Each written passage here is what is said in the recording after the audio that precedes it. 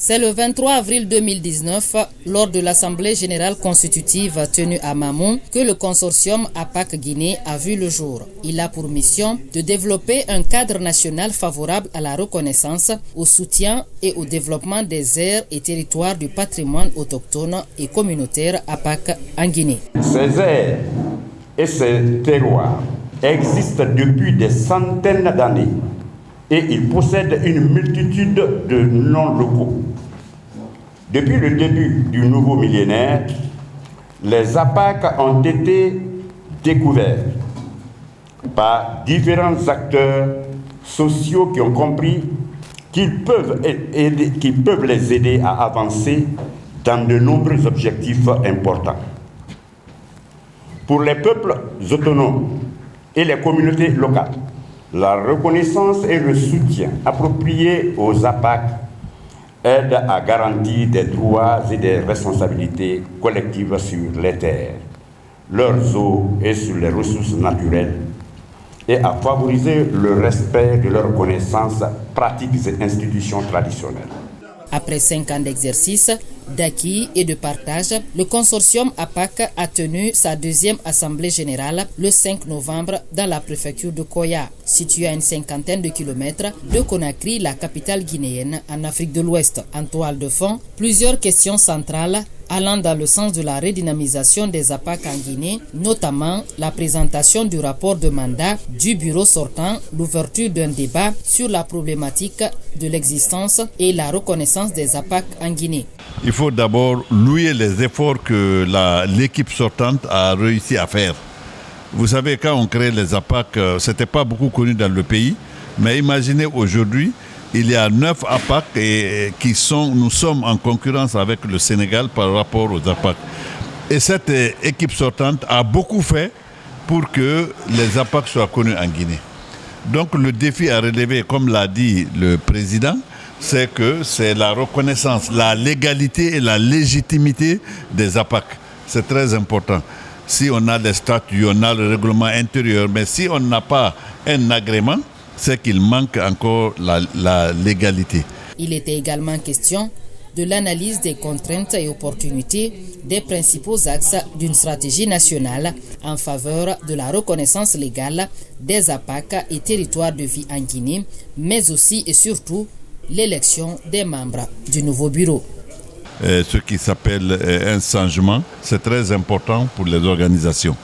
Donc nous sommes très contents de nous retrouver après Mamou, de retrouver à Koya pour faire cette assemblée générale. Vous avez vu le rapport présenté par le bureau sortant, dont moi j'étais membre, j'étais le coordinateur pour la Moyenne Guinée. Et nous sommes très heureux des résultats obtenus.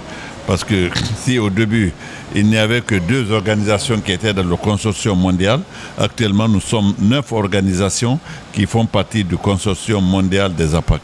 Donc c'est très important, nous sommes très satisfaits de cette rencontre qui est une rencontre, un rendez-vous de donner et de recevoir, une rencontre d'échange d'expérience. Pour entamer cette rencontre d'une importance de renom, l'équipe sortante présente le rapport de son mandat.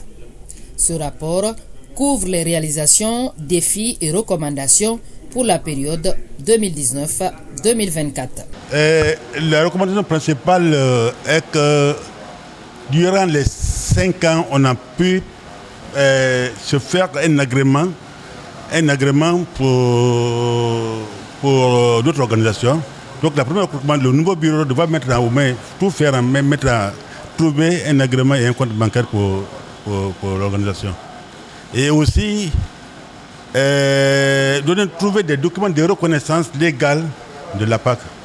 Depuis là, la Guinée on n'a pas encore obtenu un agrément officiel, donc une reconnaissance officielle en Guinée. On a fait des démarches auprès des administrations, mais malheureusement, on n'a pas encore eu l'agrément. Durant ces 5 années, plusieurs actions ont été réalisées, notamment dans un contexte de crise sanitaire. Le consortium APAC Guinée a mis en œuvre plusieurs initiatives de soutien aux communautés locales en réponse à la Covid-19. Des alternatives durables ont été ainsi introduites pour alléger la pression sur les ressources naturelles de 10 APAC à travers plusieurs projets. Notamment dans le cadre de la sécurisation, d'abord de la localité, de la sécurisation maritime en matière de pêche et autres, la biodiversité, et dans le cadre de la sécurité alimentaire et nutritionnelle.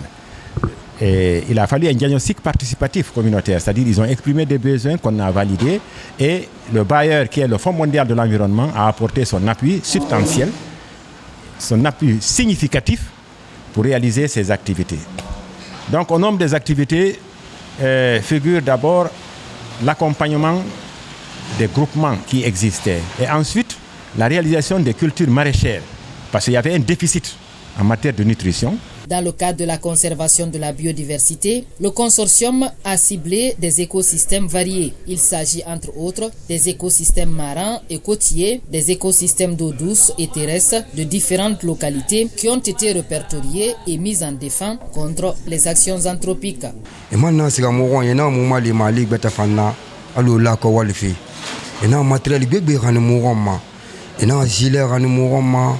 Il y a un yele ranu filet ranu mourama. Il y a un yesasi ranu mourama la kwe. Il y a un briouette ranu mourama.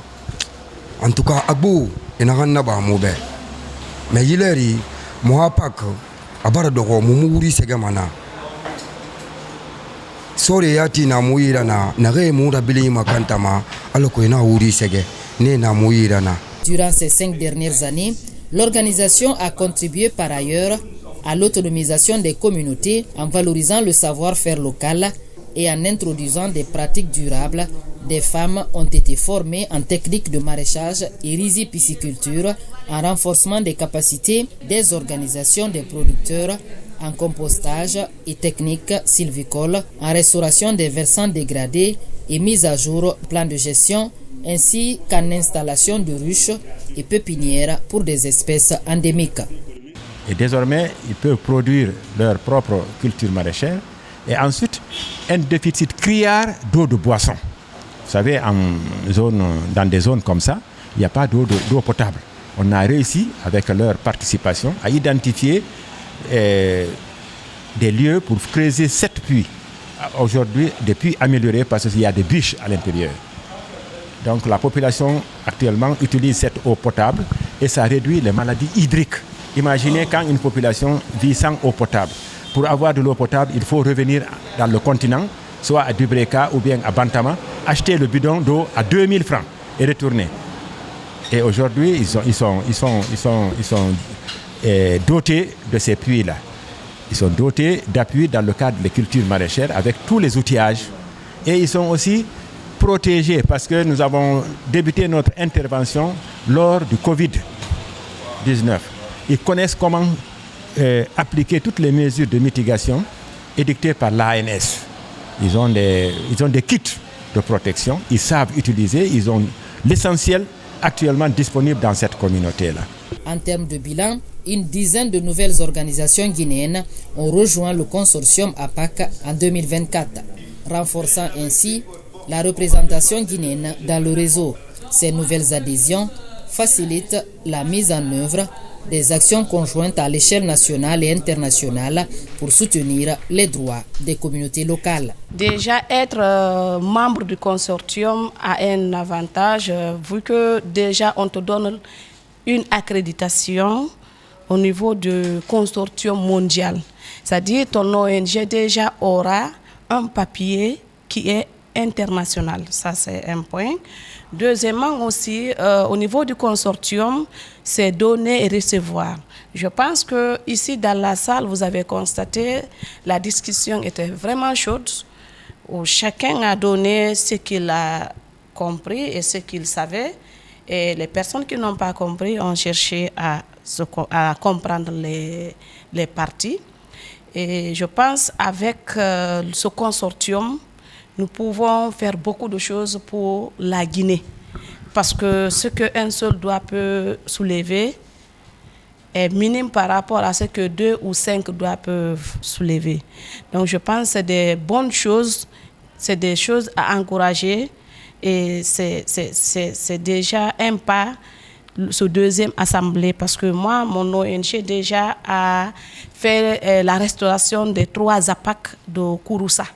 Après la présentation du rapport, suivi de riches et pertinents échanges, un nouveau bureau est mis en place. Il aura la lourde responsabilité de faire rayonner le consortium APAC Guinée. Le tout nouveau président mesure, dit-il, les défis qui attendent son équipe. Aujourd'hui, par la grâce de Dieu, j'ai eu la confiance d'être porté à la tête du consortium national des APAC de Guinée en qualité de président national. Donc, c'est une motion de satisfaction et d'engagement renouvelé. Parce que depuis la première assemblée qu'on a tenue à Mamou en 2019, en avril 2019, jusqu'à aujourd'hui, je n'ai pas baissé les bras avec le bureau et le président sortant. Et aujourd'hui, si l'équipe me renouvelle cette confiance et me porte cette grande confiance à la tête de ce consortium, j'avoue que c'est une challenge qui me lance. Ce challenge-là, c'est de faire un travail de transformation sociale au niveau des communautés des APAC territoires de vie, au niveau de tous les pays, et redynamiser le cadre d'essence et de mobilisation des ressources au niveau de notre consortium, jusqu'à l'étape de la reconnaissance définitive de notre consortium auprès du gouvernement guinéen. Cette assemblée générale clôt ainsi la mission pour les 5 années du consortium APAC Guinée. Les avancées réalisées sont réjouissantes, mais des recommandations pour la poursuite des efforts afin de garantir la protection et la résilience de ces espaces. Cette assemblée générale clôt ainsi la mission pour les 5 années du consortium APAC Guinée. Les avancées réalisées sont certes réjouissantes, mais des recommandations pour la poursuite des efforts afin de garantir la protection et la résilience de ces espaces au bénéfice des générations présentes et futures ont été formulées.